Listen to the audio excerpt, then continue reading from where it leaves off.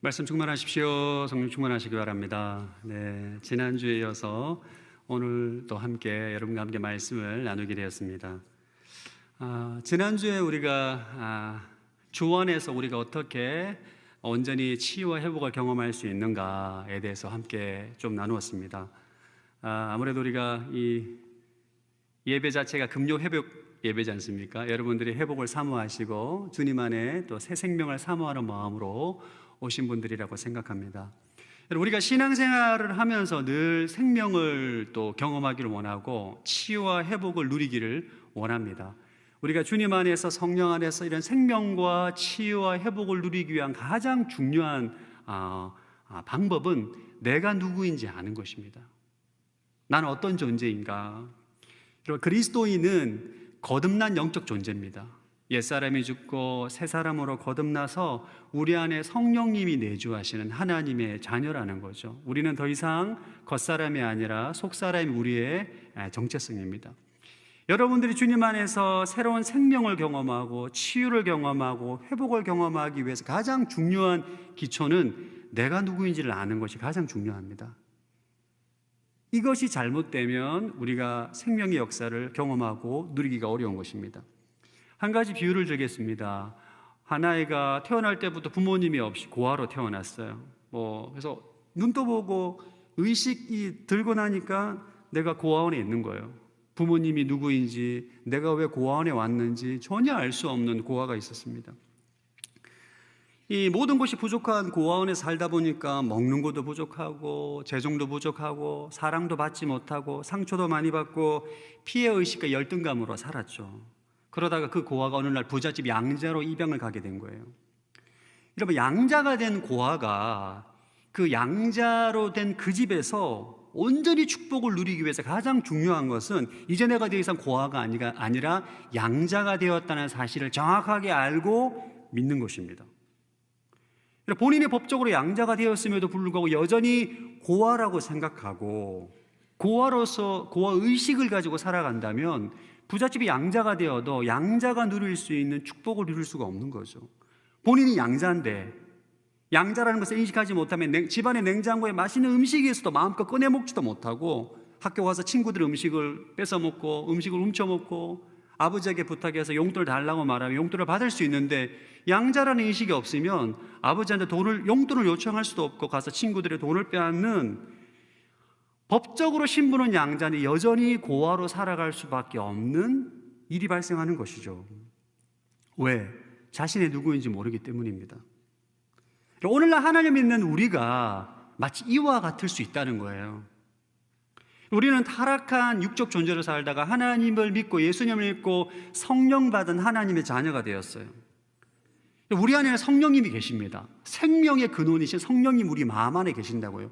우리는 성령님을 통하여서 생명과 경건에 속한 모든 것을 누릴 수 있는 하나님의 자녀가 되었는데, 이 진리를 믿지 않으면 우리 안에 오랫동안 형성된 거짓 자로 인해서 내 외부 환경으로 주어지는 내 마음과 내 생각과 감정의 종이 되어서 감정의 종, 생각의 종으로 살고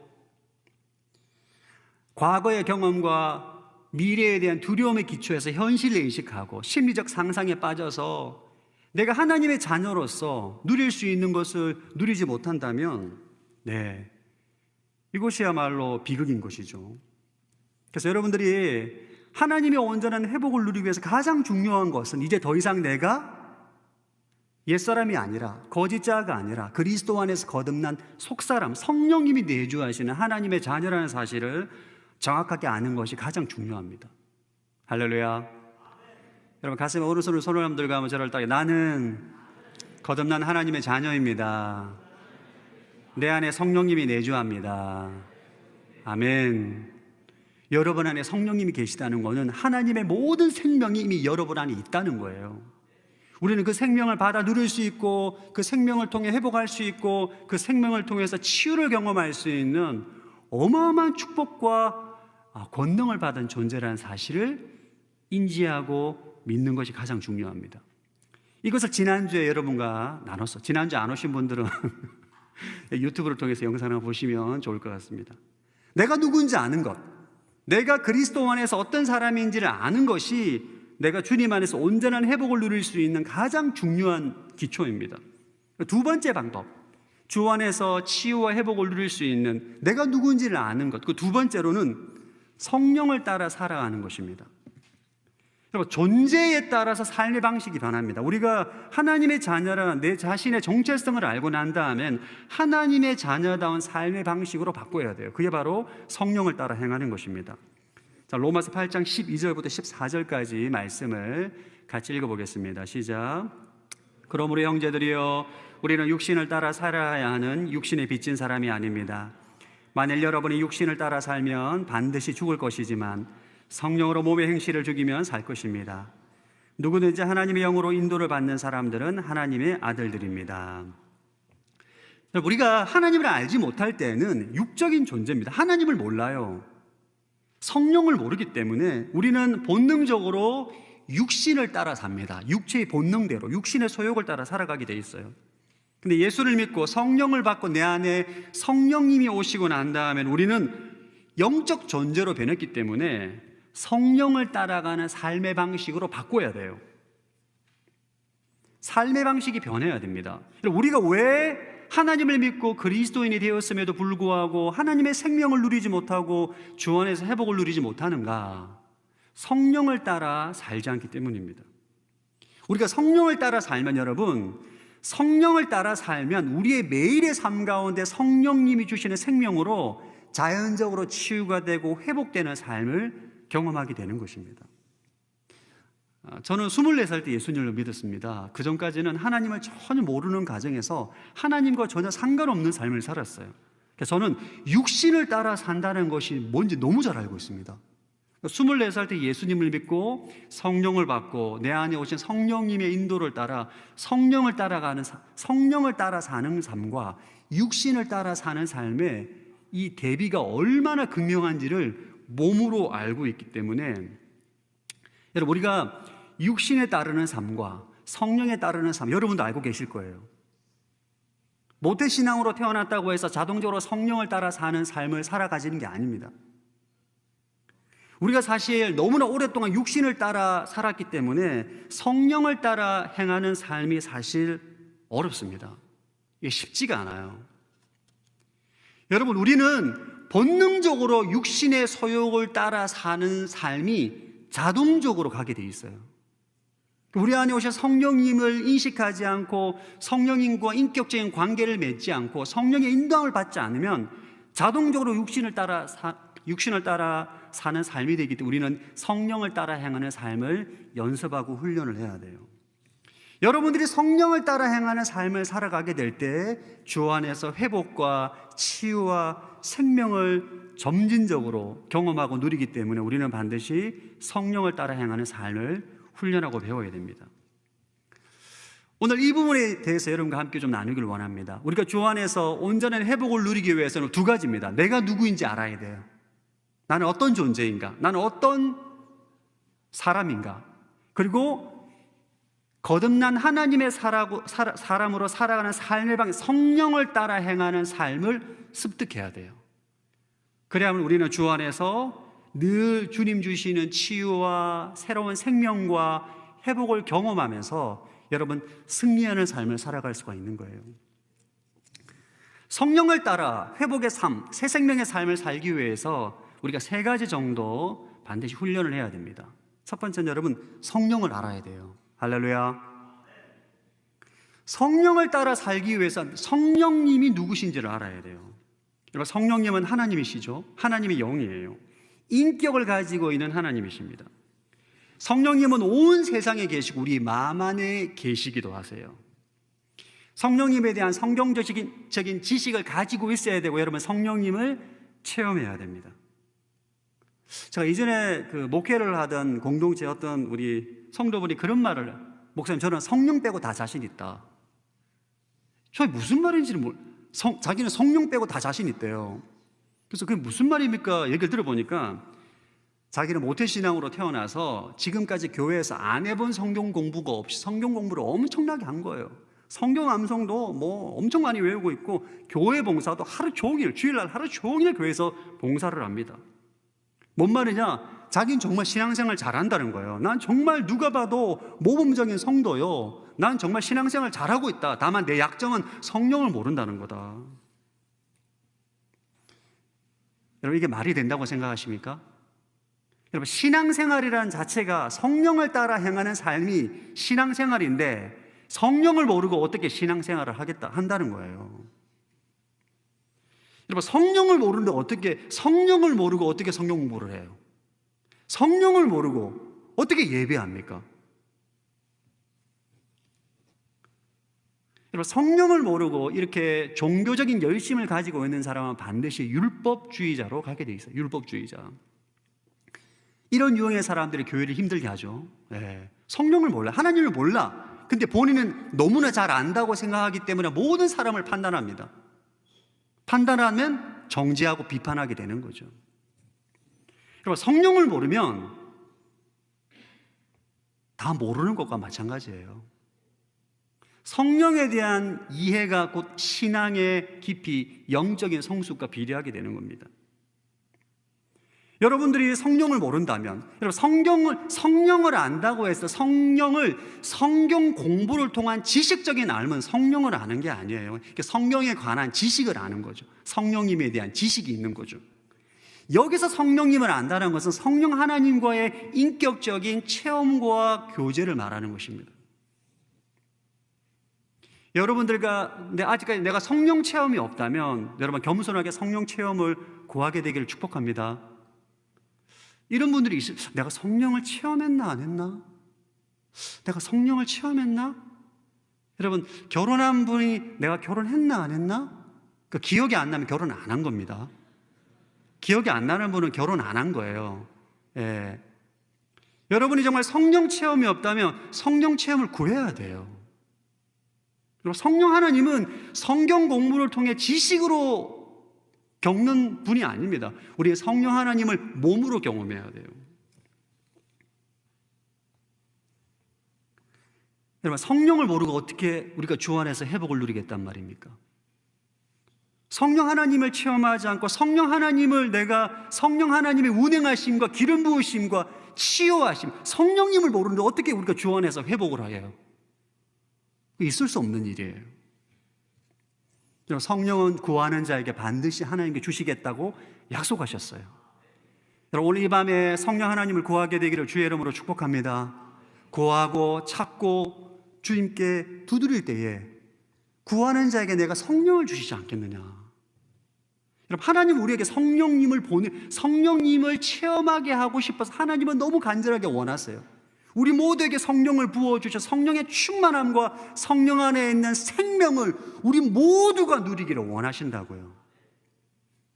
여러분 안에 그 성령님에 대한 사모함과 갈망과 소망을 가지게 되길 주의 이름으로 축복합니다. 성령에 따라 살기, 먼저 성령을 알아야 되겠죠. 성령님이 어떤 분이신지 체험을 해야 돼요. 두 번째는 성령의 인도함을 받는 훈련을 해야 됩니다. 자, 우리 로마서 8장 14절 말씀 같이 읽어보겠습니다. 시작. 누구든지 하나님의 영으로 인도를 받는 사람들은 하나님의 아들들입니다. 성령의 인도함을 받는 사람들이 하나님의 아들들이에요. 우리는 다 성령의 인도함을 받는 자들입니다. 성령의 인도함을 받는 것이 사실 처음엔 어렵기 때문에 이것을 연습하고 훈련해야 됩니다. 그래서 해야 되는 훈련, 성령님께 매사에 묻는 훈련을 해야 돼요. 여러분, 성령님 우리의 질문에 대답해 주십니다. 성경 말씀을 통해 답해 주시고, 오늘 같이 저처럼 설교를 통해 답해 주시고, 사람을 통해 답해 주시고, 환경을 통해서 우리에게 말씀해 주세요. 그리고 성령님의 음성을 들었을 때 우리가 온전히 순종하는 훈련을 해야 돼요. 이게 성령의 인도함을 받는 훈련입니다. 저는 설교를 준비할 때 항상 성령님께 묻습니다. 주님, 오늘 무슨 말씀을 전할까요? 그럼 제 안에 갈등이 있어요. 여러분, 제 컴퓨터 파일에는 정말 수백 편의 설교가 있습니다. 설교를 하라고 요청을 받았을 때 그 안에는 하나 골라서 그냥 말씀을 전하고 싶은 유혹이 강력하게 와요. 이때 할렐루야라고 하면 안 되겠죠. 예.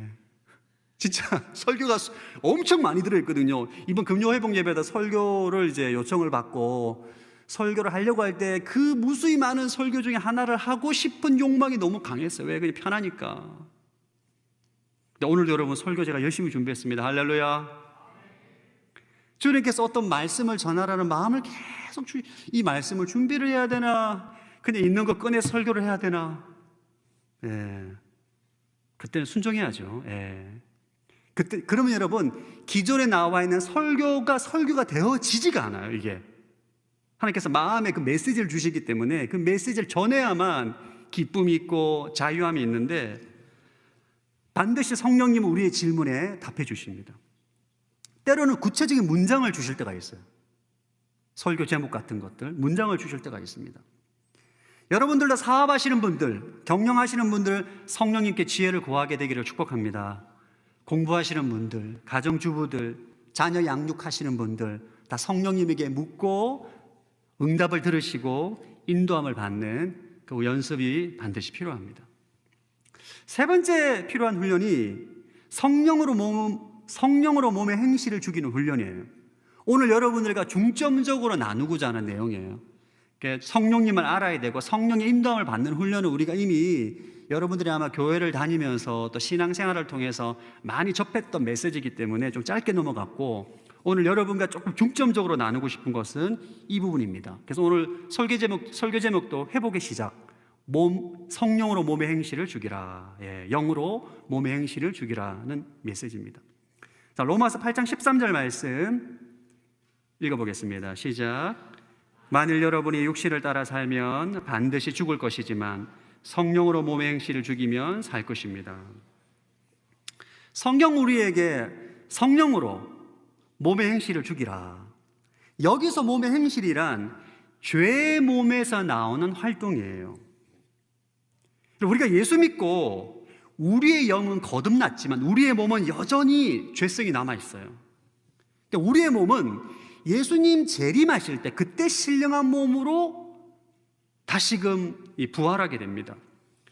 그래서 지금 우리의 몸은 여전히 죄성이 남아있어요. 그래서 우리 몸 안에 죄성이 남아있기 때문에 우리의 몸에 악한 행실이 나오는 거예요. 이 악한 행실을 우리가 성령으로 제어하거나 죽이지 않으면 우리에게 굉장한 죽음의 위기가 초래하게 되는 것이죠. 그래서 성령으로 몸의 행실을 죽여야 돼요.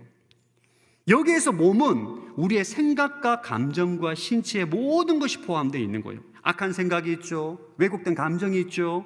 우리 몸 안에 남아있는 정욕이 있습니다. 이런 것들을 성령으로 제어해야 된다는 거예요. 성령으로 몸의 행실을 죽여야 된다는 거예요. 여러분, 성령으로 몸의 행실을 죽여본 경험이 많으십니까? 이게 어려워요. 이게 진짜 어렵습니다. 성공 사례보다는 실패 사례가 훨씬 더 저에겐 많아요. 이게 영으로 몸의 행실을 제어한다는 자체가 우리에게서 너무 어렵게 느껴집니다. 왜냐하면 우리가 태어나서 성령으로 몸의 행실을 제어하고 죽여본 경험이 많지가 않아요. 훈련을 통해서 하지 않는 이상은 이게 우리에게 너무나 생소하고 이게 어렵게 느껴집니다. 아마 여러분들 가운데 이 말씀을 다 알고 있기 때문에 성령으로 몸의 행실을 주기 위해서 부단히 많은 노력을 했을 거예요. 금요일 이 불금이라고 하죠. 불타는 금요일. 불금에 이렇게 예배하러 왔을 여러분의 사모함이란 굉장한 열심인 거죠. 근데 우리 안에 이 성령으로 몸의 행실을 죽이는 것에 대한 잘못된 접근법이 있습니다. 이런 거예요. 내 안에 지금 제약된 몸의 행실이 있고 죄의 습관이 있어요. 그래서 계속 내가 죄에 넘어지니까 내가 정말 이 죄를 극복하기 위해서 금요 회복 예배 나와서 말씀 듣고 기도하고 정말 결단해서 내가 다시는 이 죄의 유혹에 넘어가지 않으리라 결단했는데 또 유혹이 오면 넘어지는 거예요. 여러분, 그런 경험 없으십니까? 있으시죠? 네. 저는 너무너무 많아요. 그러니까 저는 어떻게 했냐면 기도해요. 막 주여 삼창 외치고 막 이 금요 해병 예배 오거나 막 금요철에 통성으로 부르짖고 주여 막 삼창하고 밤늦도록 기도하고 난 다음에 결단, 주여 제가 더 이상 범죄하지 않겠습니다. 죄의 유혹에 넘어가지 않겠습니다. 마음의 악한 생각과 음란과 더러움과 불법과 이것을 행하지 않겠습니다. 결단했어요. 일주일은 괜찮아요. 죄의 유혹이 오면 또 넘어져.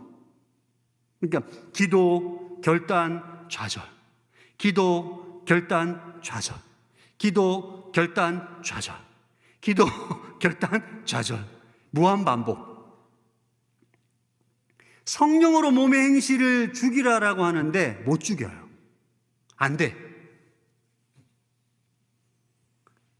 제가 얼마나 좌절을 많이 했는지 모르겠는데 나중에 포기하게 되더라고요.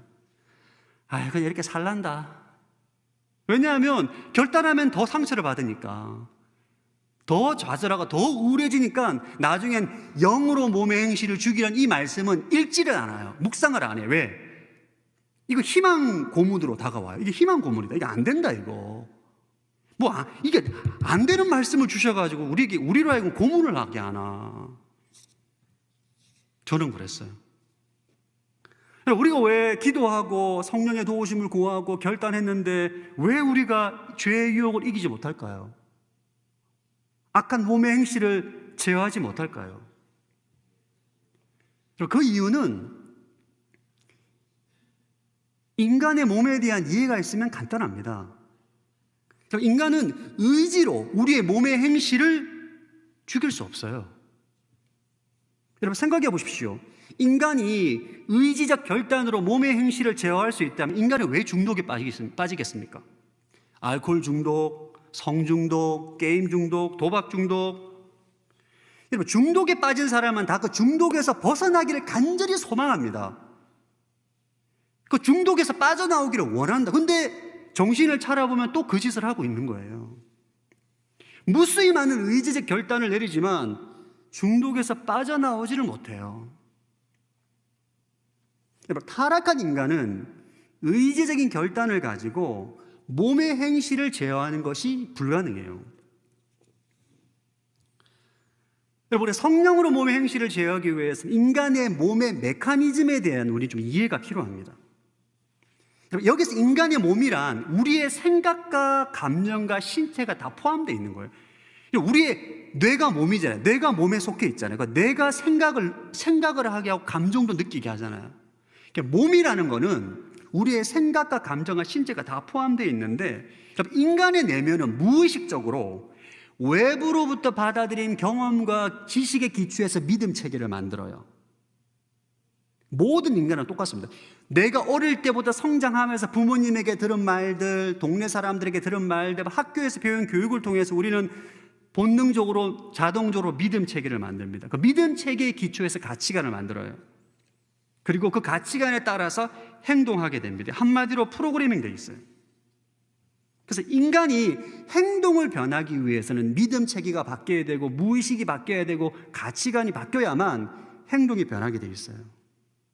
이런 인간의 몸의 메커니즘이 있기 때문에 우리가 의지적으로 결단한다고 해서 믿음 체계가 바뀌거나 가치관이 바뀌거나 바뀌지 않으면 우리의 몸의 행실을 제어할 수가 없습니다. 오늘날 우리 세상에서 가장 많이 말하고 있는 메시지가 돈이 최고다라는 메시지가 있죠.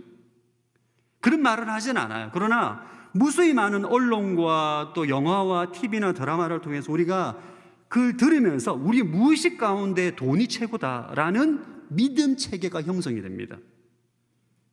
사람들은 말하지 않지만 돈이 있어야 행복하고 돈이 있어야 사람들의 존중을 받고 돈이 있어야 늙어서 무시당하지 않는다는 잘못된 믿음 체계를 가지고 있어요.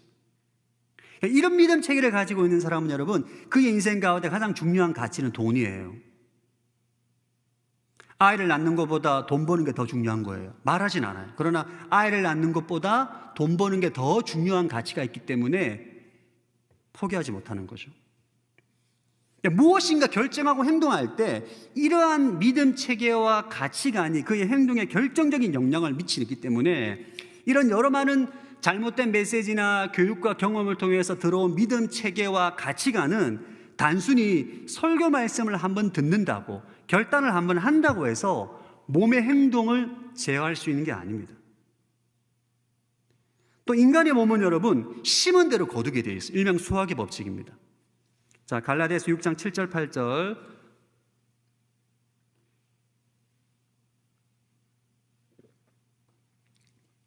한번 읽어보겠습니다. 시작. 자기를 속이지 마십시오. 하나님은 결코 업신여김을 당하지 않으십니다. 사람이 무엇을 심든지 그대로 거둘 것입니다.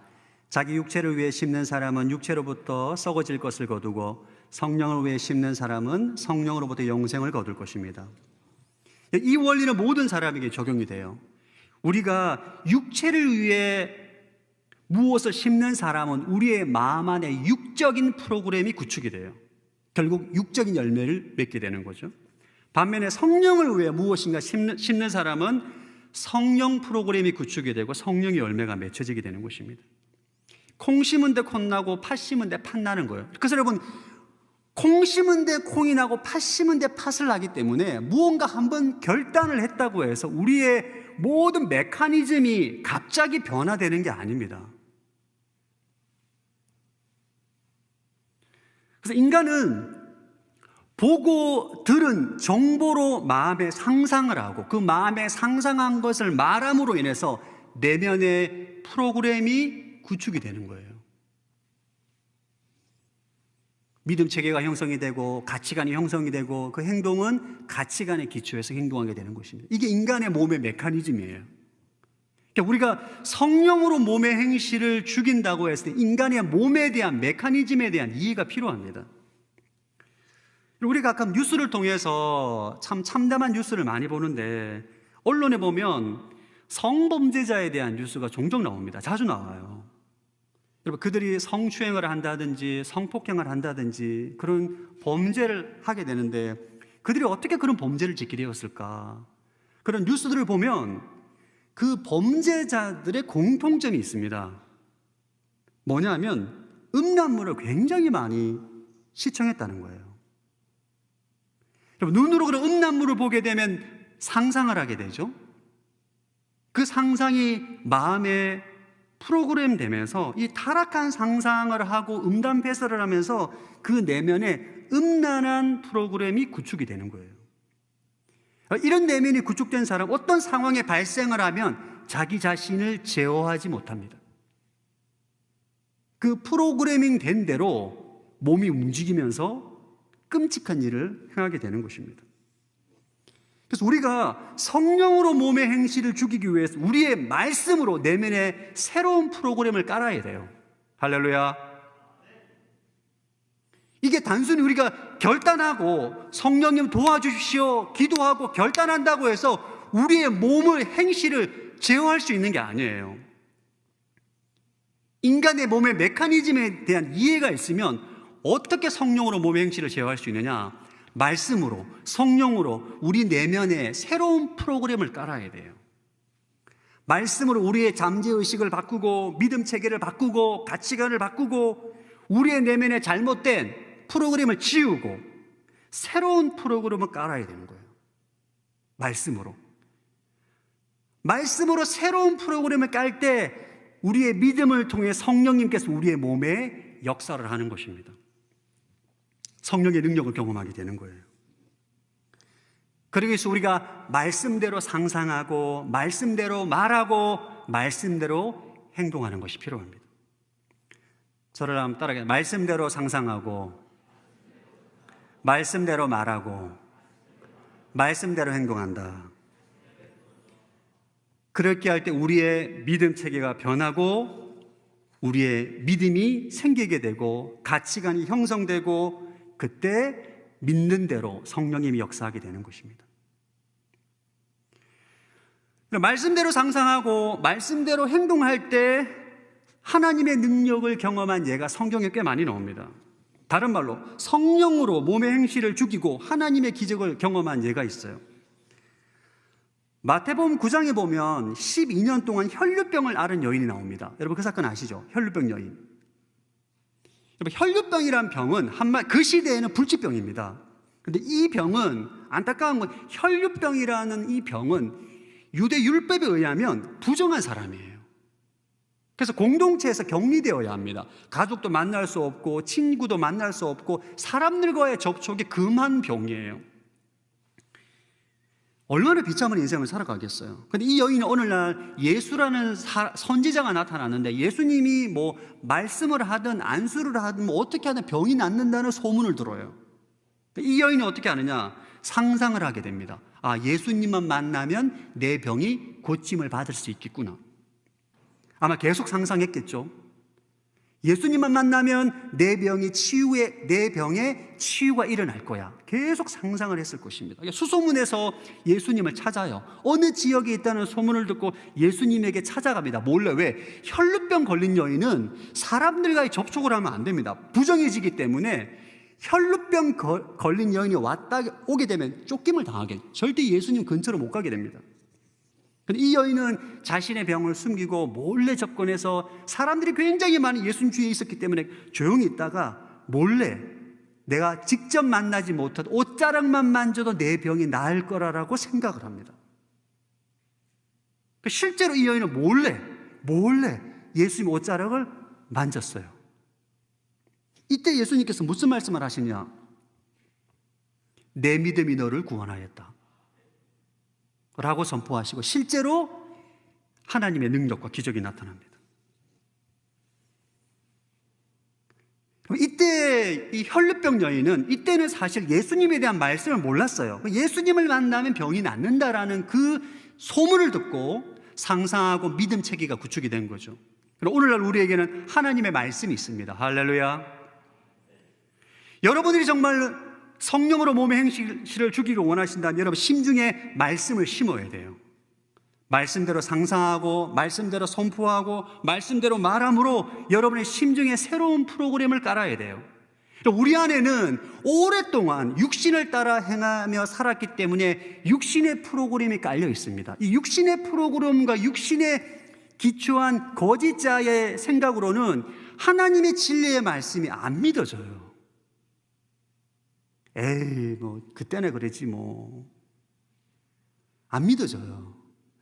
제가 저희 집에 우리 아이들에게 항상 이렇게 얘기하면 참 이 반론을 제기하는 말, 항상 기뻐하고 범사에 감사를 우리가 애들이 동의를 못하게 어떻게 항상 기뻐할 수 있냐.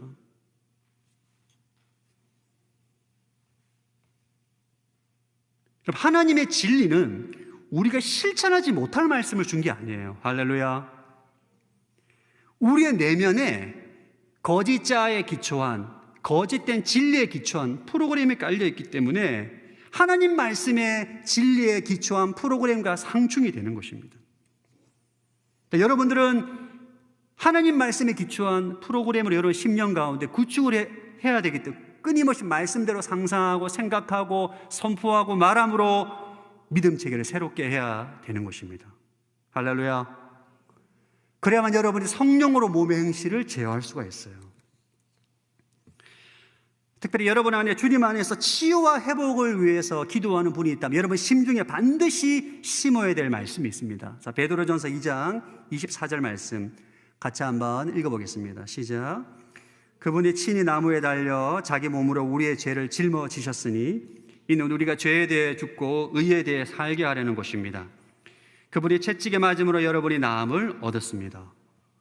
여러분 성경은 뭐라 말하느냐? 예수님께 채찍에 맞음으로 우리의 병이 나음을 얻었다라고 말씀하세요. 거짓자의 믿음 체계로는 도저히 믿어지지 않는 진리입니다. 2000년 전에 예수님께 채찍에 맞은 거랑 내 병과 무슨 상관이 있냐? 안 믿어지는 거예요. 안 믿는데 어떻게 능력이 나타나요? 안 믿는데 어떻게 능력이 나타나겠어요? 안 믿는데. 안 믿으면 죽을 때 깨어나도 하나님의 능력을 경험할 수가 없어요. 이 진리의 말씀을 심중에 심어서 믿음 체계를 바꿔야 돼요. 우리가 예수님이 십자가에 죽으심을 우리의 죄가 전가되었다라는 것은 믿으시죠? 할렐루야. 믿으십니까? 우리의 죄가 예수님에게 죄가 전가되었다는 것은 믿으세요? 똑같은 원리입니다. 병도. 우리의 질병이 예수님에게 전가가 된 거예요. 할렐루야. 아멘 소리가 적잖아요. 안 믿어지니까. 이 병은 육체의 병뿐만 아니라 마음의 병도 전가가 됐어요. 예수님은 육체의 질병만 경험하신 분이 아니에요.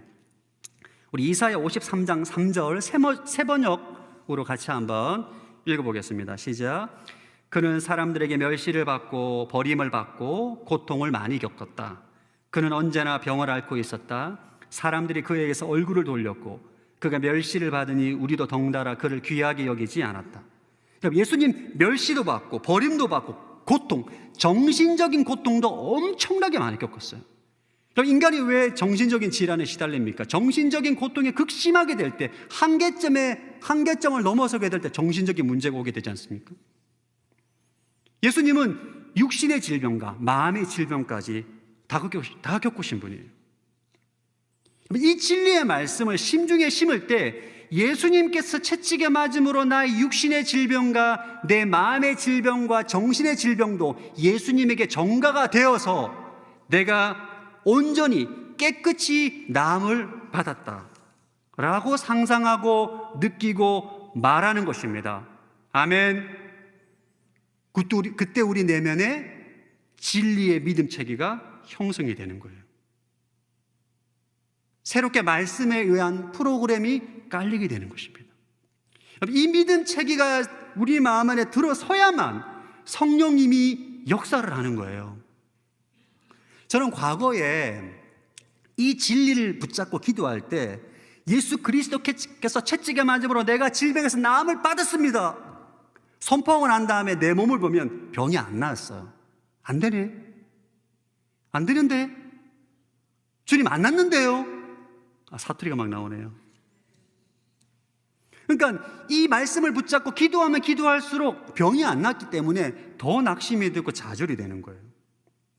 이거는 그렇게 이런 방법으로 하게 되면 우리 마음의 심중에 낙심과 두려움과 불신을 심는 거예요. 이해가 되십니까? 말씀을 마음에 심는다고 했을 때 말씀에 대한 내 생각을 심으면 안 돼요. 예수 그리스도께 채찍에 맞음으로 내가 나음을 받았습니다. 그 말씀 자체를 내 마음에 심어야 되는데 내가 예수 그리스도께 채찍에 맞음으로 내 질병에 나음을 받았습니다라고 선포했는데 내 병이 하나도 안 낫네. 내 병이 하나도 호전 안 되네. 이거 왜 이래? 왜 안 되지? 왜 진리가 이루어지지 않지? 치유가 되지 않는지 이 불신과 두려움을 심중에 심으면 안 되는 거예요.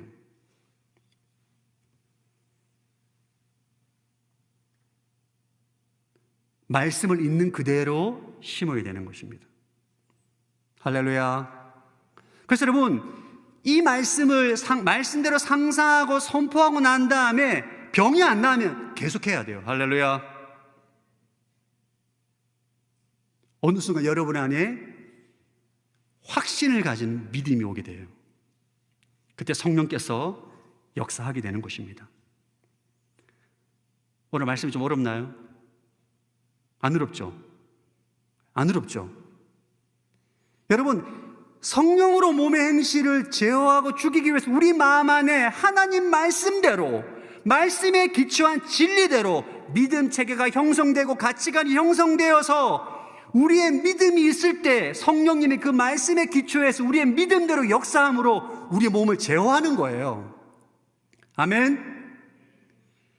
그냥 단순 한 번 결단한다고 해서 우리 몸에 역사가 나타나지는 것이 아닙니다. 끊임없이 말씀대로 상상하고 말씀대로 느끼고 말씀대로 말하고 말씀대로 행동함으로 우리의 심중에 말씀을 심어야 돼요. 할렐루야. 그럴 때 여러분은 믿음대로 구원을 경험하게 될 것입니다. 저는 이 말씀대로 상상하고 말씀대로 선포함으로 인해서 저에게 일어난 가장 큰 회복은 두려움으로부터 자유해졌어요.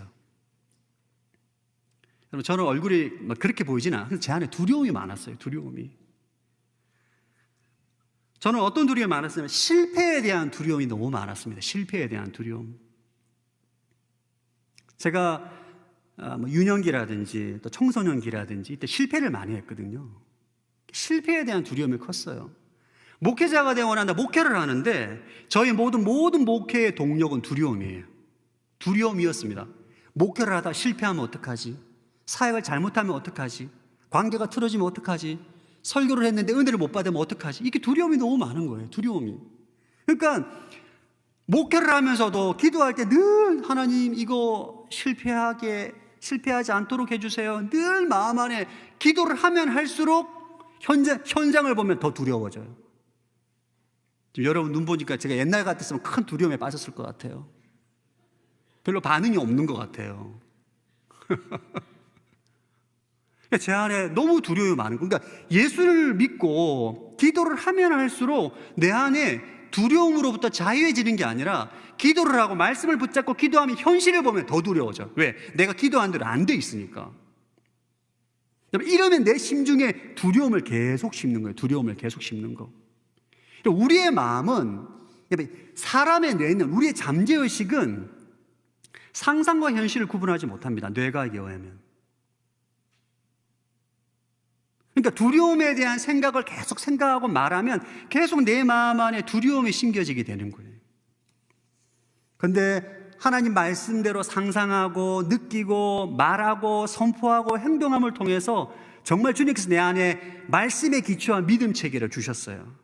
제가 늘 암송하는 말씀, 이사야 43장 19절 20절 말씀 제가 한번 소개해 드리겠습니다. 같이 한번 읽어보겠습니다. 시작. 보라, 내가 새해를 하고 있다. 이제 막 솟아나고 있는데 너희는 느끼지 못하느냐. 내가 광야에 길을 내고 사막에 강을 만들고 있다. 들짐승과 자칼과 부엉이가 나를 공경할 것이다. 내가 광야에 물을 대고 사막에 강을 만들어서 내가 택한 백성들이 마시게 할 것이기 때문이다. 아멘.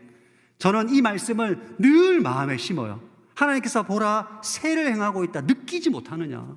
광야에 길을 내고 사막에 강을 만드시고 들짐승과 자칼과 부엉이도 나를 공경하게 될 것이다. 진짜 하나님을 경외하지 않을 것 같은 사람도 경외하게 될 것이다. 왜?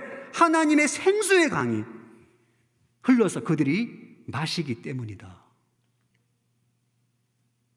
오늘 금요 회복 예배 설교하러 오기 전에 이 말씀을 또 마음에 심었습니다. 할렐루야.